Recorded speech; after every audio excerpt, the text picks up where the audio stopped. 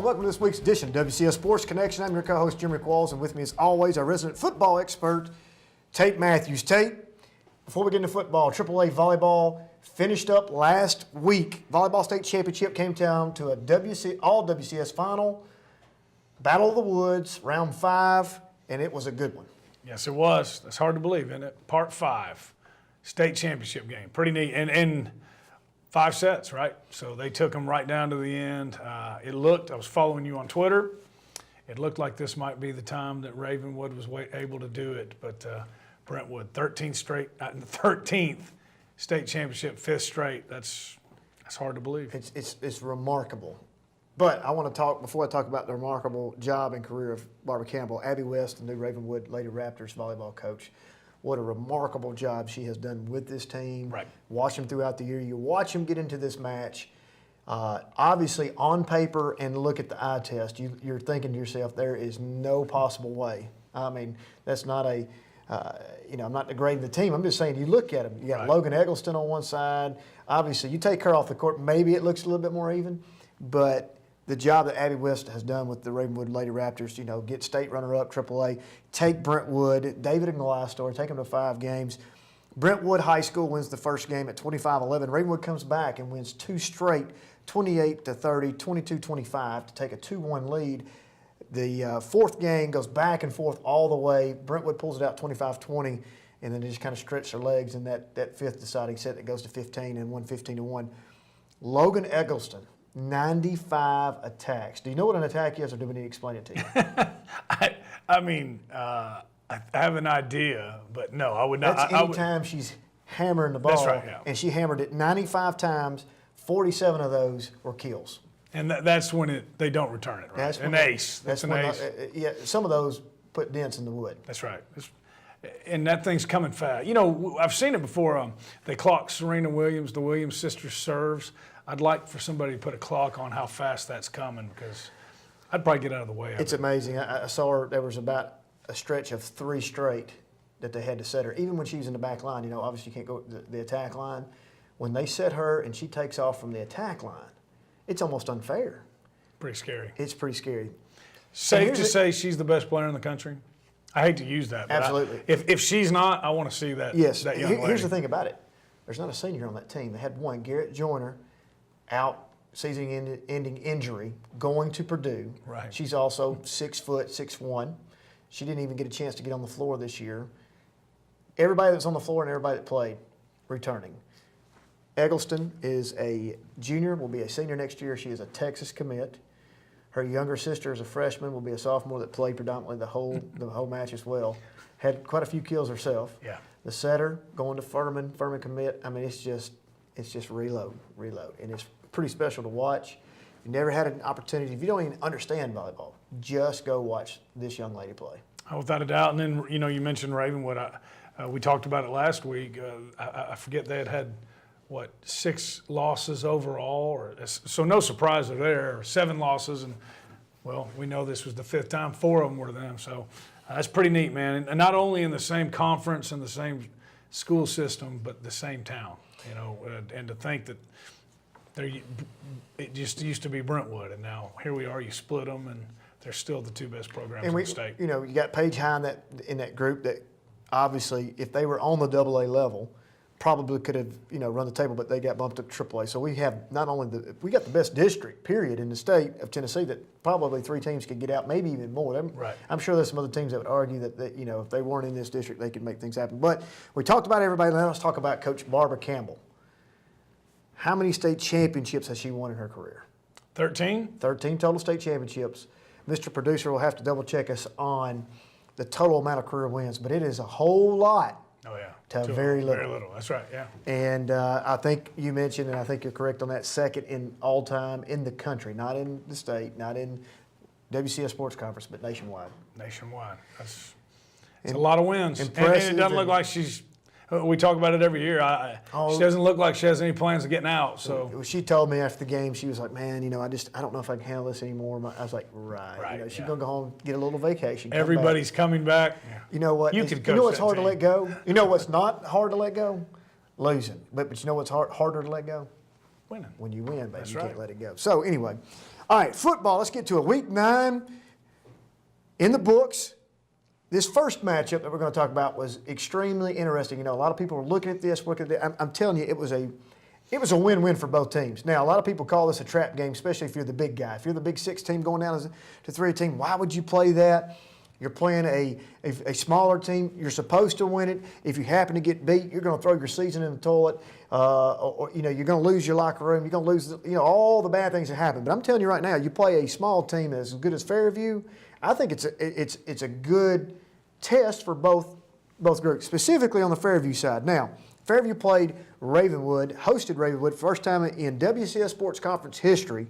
Ravenwood coming in at 6-2, and Fairview also was 6-2 at the time.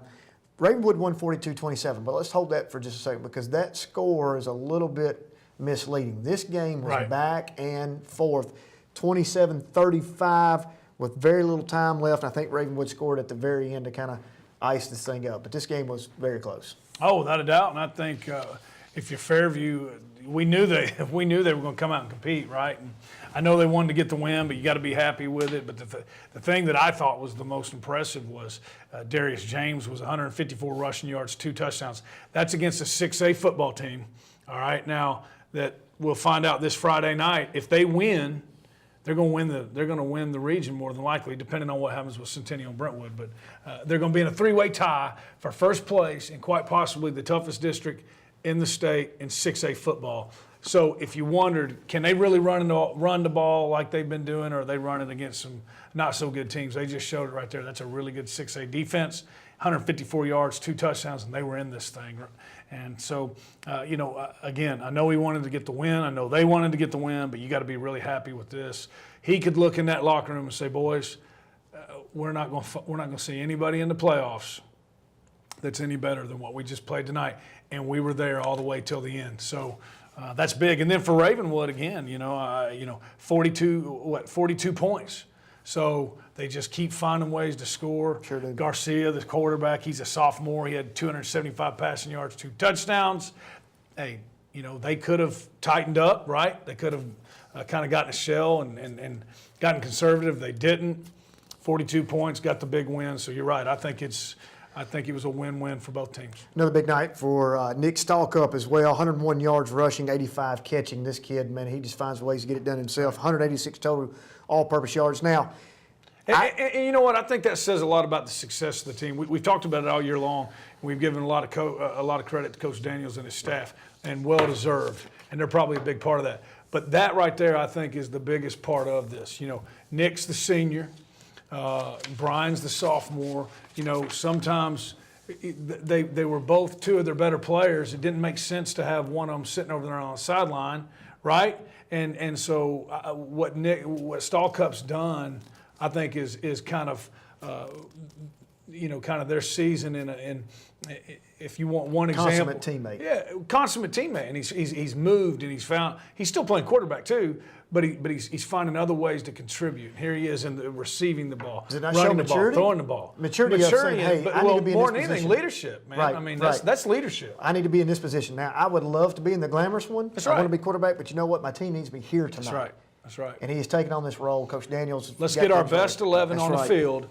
Well, if you're going to have your best 11 on the field, you got to have both of them in, and he's finding other ways to do it. And again, I think that's a really big part of and obviously he's not the other one, but when you have seniors like that, and then going back to what they've been through the past couple years, I just think it's really, really neat, and I think it's a big part of why they're so successful. Now on the Fairview side, Coach Chris Hughes and his group, 6-3 right now. I'm not so sure that this 6-3 team is not better than the undefeated team last year. Quite possibly. And hats off to him, kudos to him. I don't know if he played out that way to think that you're going to play Ravenwood, who's ranked in the top 10 in the state right now. And of course he's ranked number 10 in the state as well. Right. Nobody could have and he ought to be higher, but right. whatever. Nobody would have ever foreseen that. But you can take the state rankings and throw them out the window. Right. Because once again, Summit is behind Columbia. It doesn't even make sense. I mean, it's ignorant. But anyway, I really, truly think this was a great move on his behalf Without a to doubt. get that on the schedule. You're looking at a 3rd round matchup. Now, I hate to get out there and jinx anybody, but if things go as planned, knock on wood, you're looking at you're going to have to beat Pearl Cone. That's right. You're going to have to beat Pearl-Cohn to get to the big dance, and right there as a team, I don't know who would win between Pearl-Cohn and Ravenwood. Can't even speculate. It'd be a good game. But you're thinking that the size, the speed, the strength of Ravenwood would probably supersede Pearl-Cohn, and that's a good test and get ready for it. Right. And now you know what I can compete. That's now right. I can't compete. If you asked him today, I'm sure he thinks we could have won if we'd have done just a few things differently. That's right. And So the 3 losses, again, we're not into ifs and buts, but you lose to Page, a 5A team, and James was not there. That's Maybe right. It's a different story. And then Waverly, which if they have that game back, if they see them in the playoffs, that'll be a different outcome. So you're right. Very good chance that they are better than the one last year. You hate to say that, but quite possibly they are. And at the end of the day, we really don't care how many losses we have. The goal is to be at Cookeville on That's right. December 1st or 2nd. Summit hosted Centennial as well. Centennial gets the huge, I want to say upset, not sure. I mean, I think it is. I mean, Summit's coming in number 2 in 5A. 34-30, it came down the last play. Trey Carlton with about a 30-yard scamper. That brings us to this week's WCTV Play of the Week. As Centennial has the ball 2nd and 16 at the 38-yard line. 3 receivers to the left, 1 to the right. That's a little bubble screen pass to number 22. Screen pass complete to number 22, Fleming. It was Fleming. He has blockers in front of him and carries the ball down inside the 20-yard line. I don't think anybody here expected that. These coaches are just phenomenal, the way they know the teams, the personnel. And the way both teams are using their personnel. I mean, how many guys have run the ball for each team? How many guys have caught the ball for each team? It's great. It's just good football. Has some pressure, finds a lane up the middle, and he's in for a touchdown. There's 31 and a half seconds left to go in this football game. Centennial has come back, regained the lead, 34-30. As we see Stewart, he tucked that ball. He had nothing else on his mind than to get into that end zone. Tate, as you can see that play, I'm standing I'm about out quarterback level with him when this play broke down, and you could see the parting of the sea. And you knew when he took the ball and ran, the middle linebacker was kind of shading towards the out of bounds line, and he just kind of went to the middle of the field. And it was, by the time he got full speed, it was over. Oh yeah, great play by a senior. Your quarterback Trey Stewart is a guy he can beat you with his arm and his feet, and he does that. And so I think Matt Kreisky, Coach Kreisky, and the Centennial Cougars couldn't ask for anything. Couldn't ask for anything more than to have a chance at the end of the game, right? And they did. And, you have one of your seniors make a big play like that, and then it was a bit. You hate to use the word upset, but I agree with you. I guess if outside looking in, it probably was. This is a huge win for them, and the thing that I think is most exciting for Centennial is. He's been telling them all year, this, again, back to like the Ravenwood, this Friday, they've got a chance to still win this region, all right? Well, to fight the full 59 minutes, whatever, full 47 minutes and 50 seconds, and it literally came down to the last play, and you get to win. That shows this team hadn't checked out. That would give me confidence coming into this week. It was a big win. And then, we knew there was going to be so many great running backs in this. You got Ty, you got Peyton Craig. Peyton went 181 yards, 2 rushing touchdowns. Odumegwu over. Jario Wilson, 211 rushing yards, 4 touchdowns. He's just a junior. Man, we got some athletes in this county right now. Odumegwu had about 170 at halftime. Unfortunately, we don't know the prognosis of Ty Carter yet. Hopeful Mr. 5A Mr. Football finalist did kind of go down in that game. We are yet to know what's going to happen, whether it's going to be season ending or not, and that could really tell the tale for Summit as far as their future is concerned in the playoffs. We're going to have to find. Look, they've got guys to fill the holes. That's right. We were worried at the first part of the year. Who's going to fill the holes of the guys from last year? They found them. My goodness, you got 2 guys that can go for almost 200 yards apiece in a game. If Ty's in that mix. That's a 3-headed monster that they can't stop. And they were just getting the pass figured out. Quarterback goes down. So, we got to get some things fixed. We got to get some holes plugged. You got to think you can win regardless. Now, Ty Carter's amazing. He's right. Probably the most valuable player to any one team that we have in the WCS Sports Conference. Is that fair to say? Very fair to say. I think the team we're going to talk about next is they got one. But yes, very fair to say. So, you've got to have the confidence. He wants his team to win, regardless if he's out there or not. Right. So we've got to get ourselves mentally prepared to say we're either going to move forward with or without him. Well, you don't have a choice. Due to injury, we don't know. But try your best. Pull up your bootstraps. Let's go. Because I still think Summit has a really, really good chance to make some noise and make a deep run. That's right. And then, Hayes, he's going to have to step up. Hayes. He's going to have to step up. That's And I one think he play in the will. game. That's one play in the game right there. Tavion Hayes has about a 70, Mr. Producer's going to check me, 70, 80-yard kick return that gets called back for a push in the back, block in the back. I'm going to tell you, I'm a basketball guy. You are? No surprise. I was standing right there. I watched it. There was a crackback block that happened. There were some other things that happened in that play. And I mean, You still don't know why the flag. I don't is know why the right. flag, and neither does anybody I've else. seen a lot of those this year, man. And it seemed like this must be a point of emphasis. I can't get it.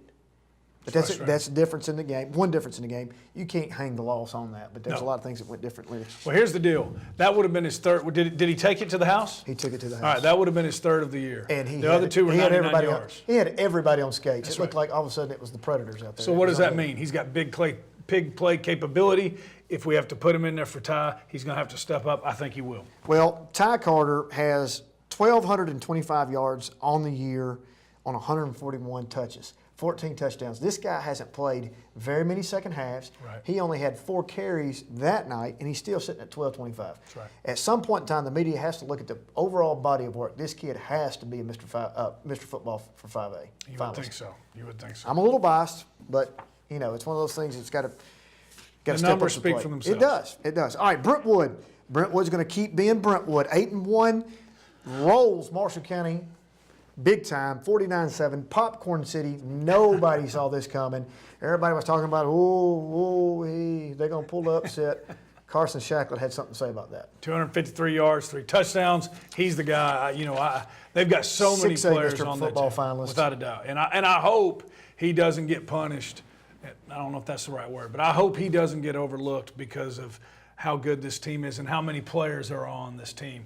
Because there's no doubt about it, he makes this thing click. Can you put somebody else in there and them still win? Yes. But this high-powered offense, he's the guy that makes it click. And then Clint Finch, second year calling the plays. I think he needs to get a lot of credit for it because he's doing a great job with it, man. They hit you with those bubbles and those hitches. And then next thing you know, boom, Bomb hitch City, and go. man. Or, Bomb that's City. right. Bomb City and he Bruins. puts it on and he throws on the run. They move the pocket and he hits them deep. And they just got a lot of weapons, man.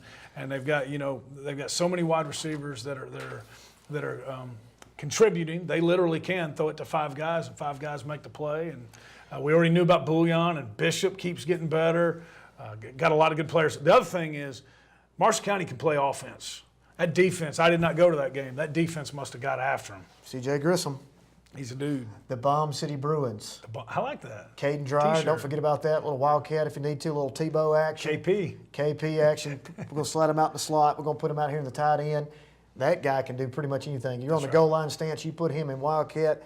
Jared Lorenzo, Tim Tebow. He runs better than This Lorenzo. dude's coming through the line, and it's going to be hard to stop him. 6'4", 230, 240. I he's don't know what bigger he's. than that, He's yeah. a big guy, and he can move. He's a good athlete. Great hands. Bomb City Bruins, man, they're going to be tough to beat right now. They got a big one. That was a big one, but this week's obviously going to be a big one as well. Nolensville, Nolo playing Maplewood, lost 26-20. Not a whole lot to talk about here except the fact they didn't, from Coach Hester. Look, it just wasn't our best game. It's one of those young growing pains. It's awful because of the timing. This was a game they needed to put themselves in a position to try to get a home playoff position. They are in the playoffs. There's no way they can get eliminated. That's a known fact. But they were really looking to try to get that home playoff spot. And if they would have won, then it sets up Marshall County for the region championship this week. But they didn't, so now they got to play Marshall County. The best they can do is third. If they beat Marshall County, or fourth, go on the road.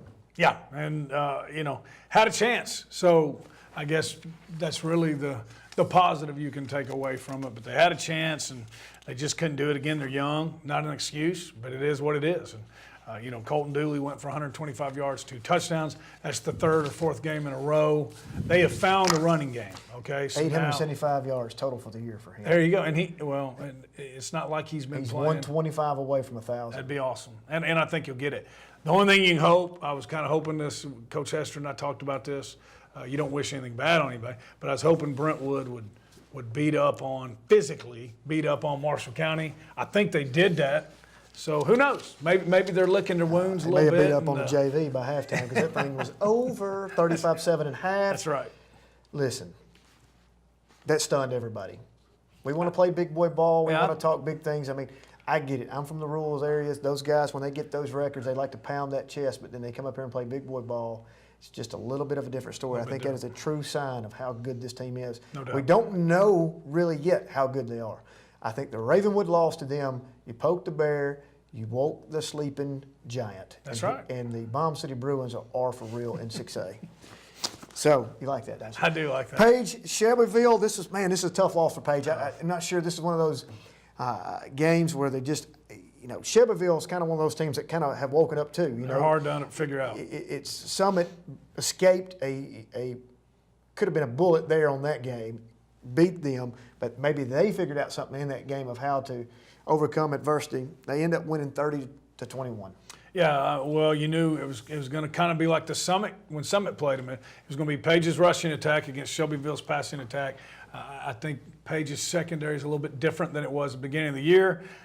Bottom line, that guy's passed right. for more yards than anybody in the state, and they do it really, really well. And they got some wide receivers that can make big plays. That's what happened. They had a hard time stopping the pass, but they had a chance. So. Page has been kind of plagued by the injury bug, right. if you will, and That's it kind of happens. We hate to see it this late in the year, but it's happened at an inopportune time. This is a Those guys game healthy. they would have much rather seen earlier in the year. Page moves to 6-3. They're 3-2 in region play. Independence moves to above 500, 5-4. Don't count them out. They've No. been fighting all year long. Arguably one of the toughest schedules in the state, particularly in 6A. They host Memphis East, who is extremely athletic, 42-10. Well, defending 4A state champions. Now, they're a little bit different, but like you said, they're still very athletic, very good football team. I think the most impressive thing that came out of the game, they held Memphis East to 61 rushing yards. All right, so if the defense can play like that, then they got a chance. And then Troy Henderson, 207 rushing yards, 3 touchdowns. I know it's easier said than done, but when he rushes for $150 or more, they win. They win. It's there. And it probably releases some of the throwing lanes, obviously, when you Right. start that action. Well, and it helps it too, Still through 35 attempts. 23 right. for 35. Oh, they're gonna throw the ball We still now. threw the ball. And Cisco had a good night. 225 yards, 2 touchdowns. Right. I mean, so. And good for him. He's So battled all when, year, when man. Cisco's on and Henderson is rushing for, like you said, let's say between 85 and 150. Now, that's a big discrepancy, but 85 plus yards, and he throws, 50% of his completions or better, they're pretty tough to beat. That's right. I mean, that's rocket science right there. I'm glad There you we go. spelled that out for everybody. Last, Franklin gets a huge win for those guys. Congratulations, those guys. That's one that they needed.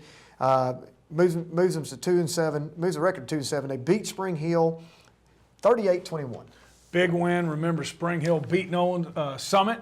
So, we've already told you how good we think Summit is. They beat them the first game of the year. Spring Hill's a good football team. Matt Gacka, 136 rushing yards, 2 touchdowns. Henry, 2 passing touchdowns, 1 rushing touchdown. I love it. We talked about it.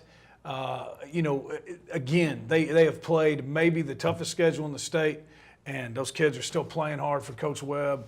I love it. We love all these wins, but that one's really, really special. They needed that, and that just goes to show those kids are still playing hard, and Yep. and that's something to really be proud of. I was so happy about that. So we went 3-2 out of conference last week. That brings us to 30-16 for the year. Now let's talk Region 6A. Here are the scenarios, Mr. Producer. You better get ready. Independence. Let's start with Independence first. If Independence wins and Brentwood wins, okay? So you've got Independence versus. Let me make sure I get this right. Independence plays Ravenwood. Correct. Brentwood plays at Centennial. Correct. So let's just set that up. Independence wins and Brentwood wins. Here's who your top 4 spots are going to be. Brentwood will win the region. Independence will play second. Centennial will be third. Ravenwood would be fourth. I want you to think about that. All right, next scenario. If Ravenwood beats Independence and Centennial beats Brentwood, Centennial wins the region. Ravenwood will be second. Brentwood will be third. Independence will be fourth. If Independence wins and Centennial wins, Independence will be your champions. Centennial will be second. Get this. On the road, Ravenwood third, Brentwood fourth. Can you imagine that? Brentwood, Cane Ridge, opening round. And that's Cane Ridge's one loss in the season. Exactly. And it was a bad one. Exactly. If Ravenwood wins and Brentwood wins, if both the Battle of the Woods guys win, Ravenwood is your Region 6 champions. Brentwood would be second, Independence third, Centennial fourth. So there are 4 separate scenarios. Any one of them can be first. Any one of them can be fourth. You could not script this any better. We have a roadmap. Right there it is. Mr. Producer will have that up for you so everybody can see that. But that's nuts, isn't it? It's crazy. So let's get to it. Not only that, let's talk about this first game. Fairview 6-3, 4-0 in the region versus Cheatham County 7-2, 4-0 in the region. The 2 big wins that stick out to me for Cheatham County is Hunter's Lane until I check Hunter Lane's record. They're 1-8, but they lost to Greenbrier 35-19. Yeah. Is that an indicator of what's about to happen? I think so, because Greenbrier was, they thought they were really good until they ran in the Yellow Jackets. Yeah. R.I.P. We're close to Halloween. Our Halloween special's coming, so I'm going to go ahead and predict this game for you, Mr. Producer. I don't have my popcorn tub today, but the tombstones That's are out. worse than popcorn. I like it. Yeah. I like it. Fairview, Cheatham County. Fairview. All right, Popcorn. Centennial, 4-5, 3-1, man. Hang on, let's put these back. Let's put these back. Let's go on here. Let's go Franklin, Dixon County. 2 in a row Again, for I the wish Rebels. this was an animation, but it's going to come on up. 2 in a row for Dixon County on that to finish out the year 3-7. Nolensville, Marshall County, they have to go to Marshall. This is a tough one for the Visor. Just be honest. Marshall County's got too much firepower, but hey, we're going to the playoffs, and I like their chances no matter. They're going on the road, but I like their chances. You're going to be playing inspired football. I like it. They know what it means to me down there in Marshall County. Major's going to be there with Sphere the Visor on the sidelines. I like it. Yeah, I'm going to have to go with the Knights in the biggest upset of the night. I love it. In high school football. Page versus Columbia. Tough one. Interesting matchup. Tough one. Poor White County, 66-0. My gosh. But I think this is a tough game, but I think Page gets it. I really do. But it's going to be tough. Page. Dogfight. Independence at Summit at Lincoln versus Lincoln County.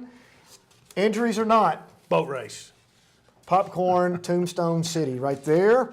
Summit wins that one. All right, here we go. Big matchups. Last 2. Centennial versus Brentwood. Real quick, 3 100-yard rushers this week for Summit. Okay, Centennial, Brentwood. I still think Brentwood might be the best team in the state. Brentwood as well. I just think it's just too much firepower. Independence at Ravenwood. This is maybe the toughest. If you had asked me 2 days ago or before Friday, I said Ravenwood. I'm going with Independence, man. The Blade Runner. Every time I pick against. He's going to put this up, and I can hear it now. I'm going to go see him. He's going to be like, I can't believe it. The Raptor fast, man. I just think they've got things going. Raptor fast. Mr. Producer, what we got? All right, first of all, Bomb City Bruins. You came up with that? We like that back in the production room. That's right. Like it was a chuckle. Speaking of the Bruins, Barbara Campbell at Brentwood, 1,626 career wins at Brentwood. That puts her most all-time in state history and 3rd all-time nationally. That's absolutely just ridiculous. crazy. How many seasons do we know? Congratulations. 30? 30 seasons. No, I'm not sure about that. Gotcha. 45-18, 47-16. You've got a 2-game lead up to take over. Hey, do not miss next week. It is our annual Halloween special. And go to a game Friday night, man. This is the last week of regular season. Go to a game. Support these guys. It is. Thank you for joining us. We'll see you next time.